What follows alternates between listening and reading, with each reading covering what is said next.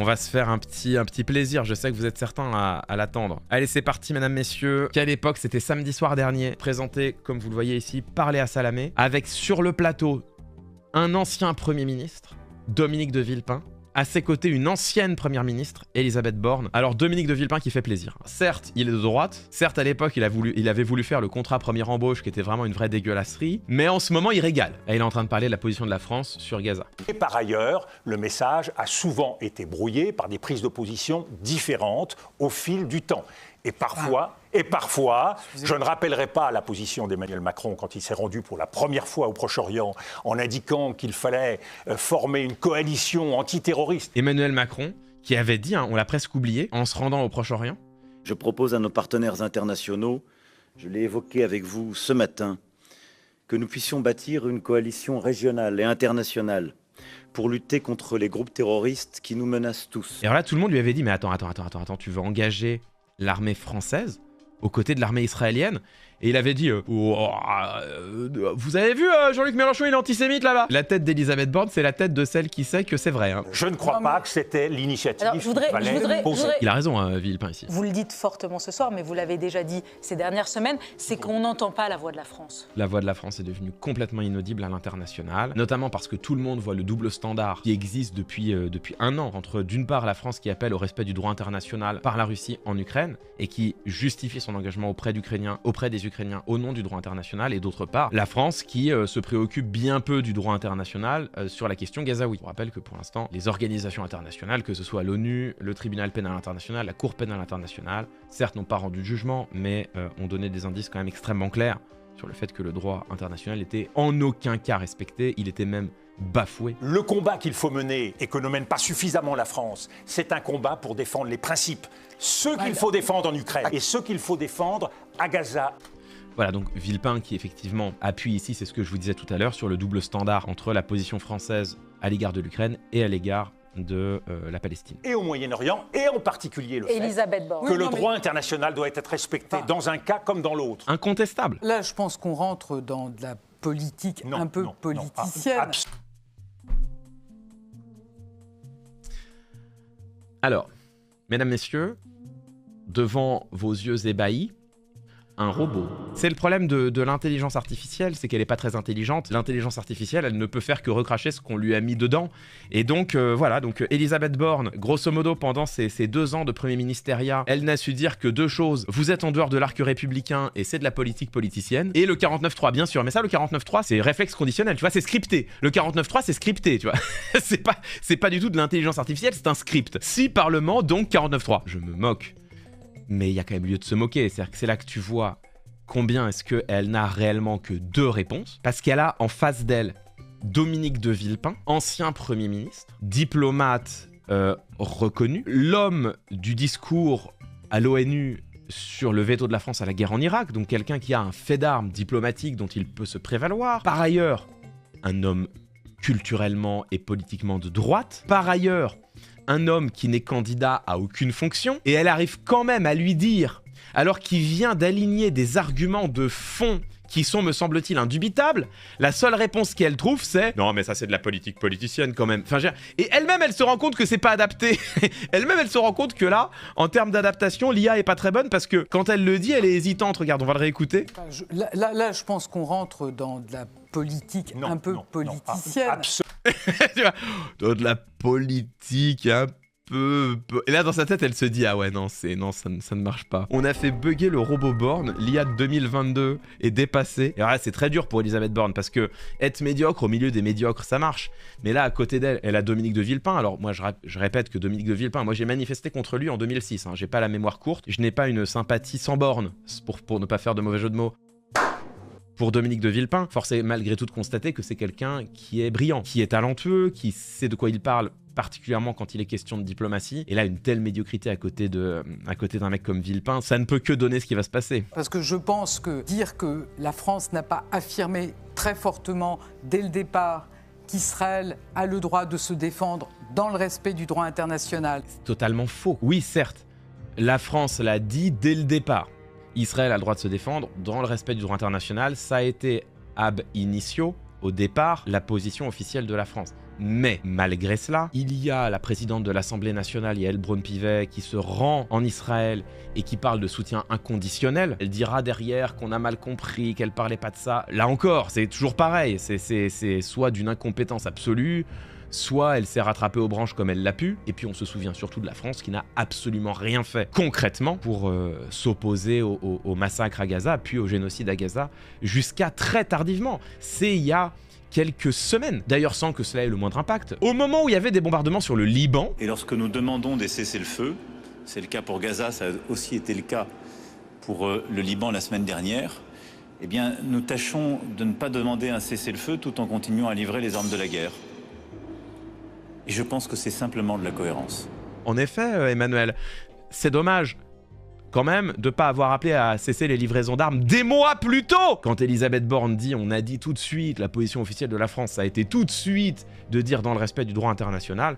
Dans les faits, il ne s'est rien passé. Il a fallu attendre que les bombardements israéliens touchent le Liban pour que tout d'un coup Emmanuel Macron se réveille et se dise « Eh mais attendez, si on appelle à un cessez-le-feu, il faut peut-être aussi demander la fin des livraisons d'armes. » Ah, sans déconner! Arrêtez-vous là. Oui. Est-ce qu'elle le fait dans le respect du droit international? Oui, mais... Non, mais arrêtez-vous là. Ok, Arrêtez-vous là. mais qui ne le dit pas aujourd'hui et quelle est votre solution magique qui fait que qu'on n'obtient pas aujourd'hui? Mais quelle est votre solution magique?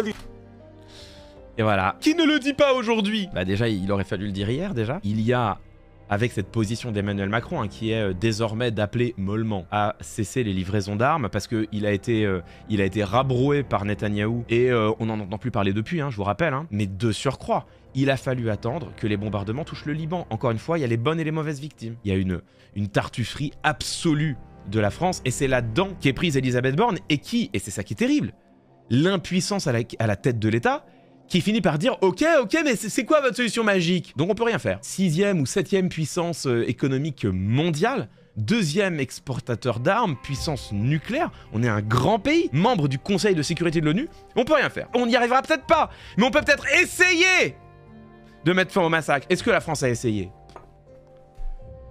Bien sûr que non. C'est de ne pas accepter. C'est de ne pas accepter. Bah moi je ne l'accepte pas, vous voyez les massacres dans la bande de Gaza. Moi je ne l'accepte pas qu'il y ait des massacres, moi je ne l'accepte pas. Mais oui, mais la question c'est qu'est-ce qu'elle a fait? Moi je ne les accepte pas. Et pas pour ça. Et les États-Unis ont mis un veto à l'énième résolution sur Gaza. Eh bien, représentons une nouvelle résolution. Et voilà, ça c'est le problème. Voilà, ça c'est le problème quand t'as un diplomate avec toi, c'est que lui, il a une proposition. Ça c'est la différence entre quelqu'un qui fait semblant et quelqu'un qui a des convictions. Quelqu'un qui fait semblant, bah ok, moi je suis d'accord qu'il faut mettre fin au massacre à Gaza, mais qu'est-ce qu'on peut faire? Qui est la solution magique? Il n'y a pas la solution magique, donc voilà, bah c'est tout, bah on l'a fait. À côté de Dominique de Villepin, eh bien représentons une résolution, portons-la avec la voix de la France. Et alors là, Elisabeth Borne qui se dit ah merde, ah oui, effectivement, on peut faire quelque chose aujourd'hui. Dominique de Villepin, il a ici la clémence de ne pas ramener Elisabeth Borne à la position de la France cette dernière année. Il a vraiment la clémence de ne rester que sur la situation actuelle. Parce que si tu reviens encore une fois quelques mois plus tôt, c'est la tartufferie d'Elisabeth Borne lui explose au visage. Mais même sur la situation actuelle, vous avez Elisabeth Borne qui dit « Bah oui, c'est terrible, et je ne l'accepte pas, mais qu'est-ce que vous voulez qu'on fasse ?» Et quelqu'un qui répond « Ah bah c'est très simple, on redépose une résolution, on est membre du Conseil de sécurité de l'ONU, on redépose une résolution et on la porte avec la force diplomatique de la République française. » Voilà la différence entre une tartuffe qui s'abrite derrière de beaux discours et quelqu'un qui porte des convictions et qui est prêt à défendre leur incarnation en acte. Elles sont rejetées, Dominique de Villepin, vous le savez, elles sont rejetées par Joe Biden et Trump, il n'est pas encore arrivé. Mais il s'est passé quelque chose d'autre depuis. C'est qu'il y a un mandat maintenant contre Benjamin Netanyahou, et voilà. contre Yoav Gallant. Vous pensez que la CPI, est-ce que les États-Unis, est-ce que M. Biden, aujourd'hui, aura le courage, ou plutôt l'absence de courage, de s'opposer une nouvelle fois à la résolution? La réponse est oui. Ils ne reconnaissent pas la CPI. Joe Biden lui-même a dit que cette décision de la CPI était scandaleuse. Je m'excuse, mais je crois qu'on ne sommes pas beaucoup de diplomates ici. Cet argument d'autorité, là où il a raison, c'est que si on s'émeut réellement des massacres à Gaza, alors l'argument de « cela ne va pas marcher » n'est pas un argument. Il faut au contraire répéter « nous devons tout tenter ». Ça n'est pas parce que probablement que ça ne marchera pas qu'il ne faut pas tout tenter. Et c'est là la différence, me semble-t-il, entre quelqu'un qui, là, est convaincu de l'horreur absolue des massacres à Gaza et sa voisine Elisabeth Borne qui elle dit non mais ça marchera pas, ça marchera pas, du coup c'est bon. La diplomatie, c'est de réessayer et de réessayer. Et voyez-vous, sur l'Ukraine, c'est exactement pareil. Alors, Aïe. Là, échec et mat. On a Donald Trump qui arrive. Nous avons 2 mois pour avancer sur des positions fortes qui puissent permettre de faire barrage. Le parallèle avec l'Ukraine est terrible, parce que justement, en Ukraine, on savait que ça allait pas marcher, ça n'a pas empêché encore et encore les États d'Europe, les États-Unis, la France, de demander à Vladimir Poutine de cesser sa guerre en Ukraine. Pour le coup, ces manœuvres-là avaient moins de chances de réussir que le fait de redéposer une résolution au Conseil de sécurité de l'ONU en se disant que le contexte a changé. Peut-être Joe Biden voudra-t-il justement résoudre par le haut ce conflit avant l'arrivée de Donald Trump à la tête des États-Unis, c'est-à-dire que c'est pas impossible. Il y a les décisions de la Cour pénale internationale qui malgré tout changent la donne, et de toute façon, comme le dit Cyrano, que dites-vous tout bas, c'est inutile, je le sais, mais on ne se bat pas dans l'espoir du succès, non, c'est bien plus beau lorsque c'est inutile. Ça devrait être l'état d'esprit de la France sur Gaza, tout tenter toujours jusqu'au bout pour espérer s'opposer au massacre. Sur l'Ukraine, on a eu des trains de sanctions. Oui, ben...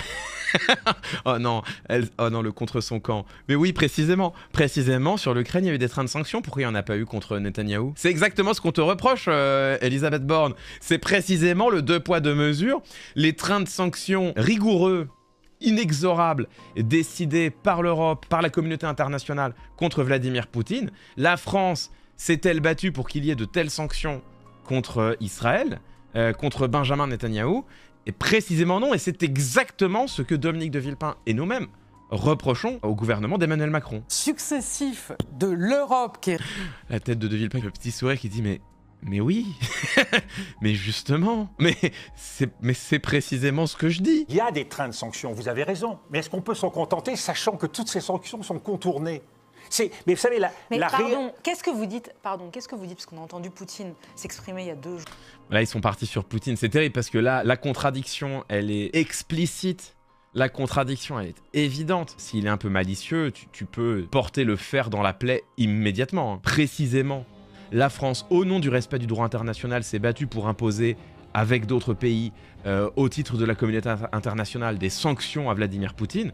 Pourquoi la France n'a-t-elle pas fait la même chose à l'égard d'Israël, qui aujourd'hui opère des massacres, voire un génocide à Gaza, si précisément, comme le dit Elisabeth Borne, tout le monde le sait, tout le monde le voit, alors qu'attend-on dans ces cas-là? Fin de la démonstration, échec et mat, là c'est vraiment qu'il est gentil, là c'est qu'il est d'une grande clémence. Hein. L'autocontradiction de Borne, elle était explicite, la tartufferie était révélée dans toute sa splendeur, un revers de la main, et Elisabeth Borne s'effondrait en plateau. Est-ce que Dominique de Villepin l'a laissé passer parce qu'il s'est senti mis en cause sur l'Ukraine et il voulait pas qu'on déforme ses propos? Est-ce qu'il a eu la clémence de ne pas infliger ça à une ancienne première ministre? Qui sait? En tout cas, nous, on se fait un malin plaisir de le relever, hein, évidemment. Elisabeth Borne qui mentionne justement les efforts diplomatiques et au-delà de diplomatiques, les décisions prises par la République française, impulsée notamment par la République française pour sanctionner la Russie, et qui montre précisément qu'il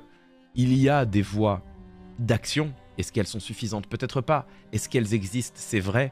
Il y a des voies d'action possibles contre un État qui se met à ce point en marge du droit international. Hélas, c'est aussi le cas d'Israël. La France a-t-elle eu sur ce sujet la même sévérité? Bien sûr que non. Elisabeth Borne est-elle révélée dans toutes ses contradictions, toute sa tartufferie?